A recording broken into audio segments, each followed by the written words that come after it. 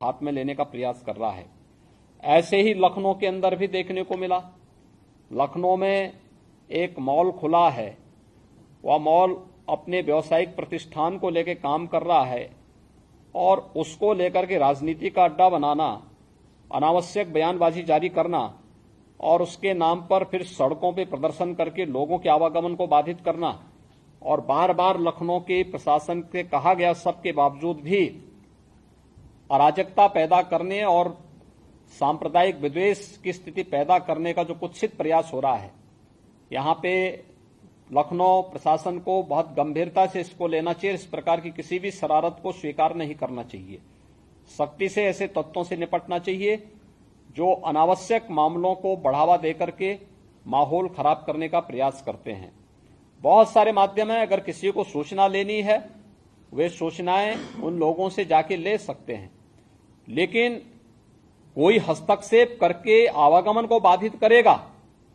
मैंने पहले ही कहा कि सड़कों पर या पूजा के लिए या किसी भी अन्य कार्यक्रम के लिए कोई जगह नहीं होनी चाहिए और इसको किसी भी प्रकार की अनुमति नहीं दी जानी चाहिए। जो शासन ने पहले से व्यवस्था बनाई है उसको हम सख्ती से लागू करें, इन चीजों को तय करें। दूसरा, कावड़ इस सावन के महीने में अलग अलग जगह अलग अलग प्रकार के कार्यक्रम होंगे।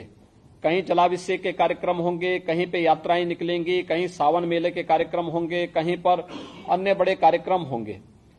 हम इस बात को ध्यान में रखेंगे कि सुरक्षा और सतर्कता के बारे में देखिए, जिस प्रकार के अलर्ट आ रहे हैं उनको ध्यान में रखते हुए कोई भी शरारती तत्व माहौल खराब करने के लिए किसी भी कावड़ यात्री पे हमला कर सकता है। रात्रि में विश्राम कर रहे हैं उस समय उन पर हमला किया जा सकता है, कोई अन्य घटना घटित हो सकती है। इसलिए जहां भी उनका रात्रि विश्राम हो उसके आसपास का सुरक्षा का वातावरण बेहतरीन होना चाहिए।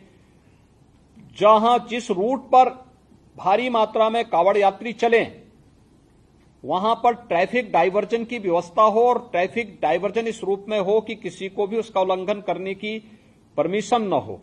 इसको भी हम ध्यान में रख करके देखें। शिवालय होंगे, मंदिर होंगे, उन सभी के आसपास हम देखें कि कोई जर्जर भवन है, बरसात के समय में वह गिर न जाए और उसके कारण जनहानि न होने पाए। इसके बारे में भी हम लोगों को वहां पर ध्यान में रखना होगा।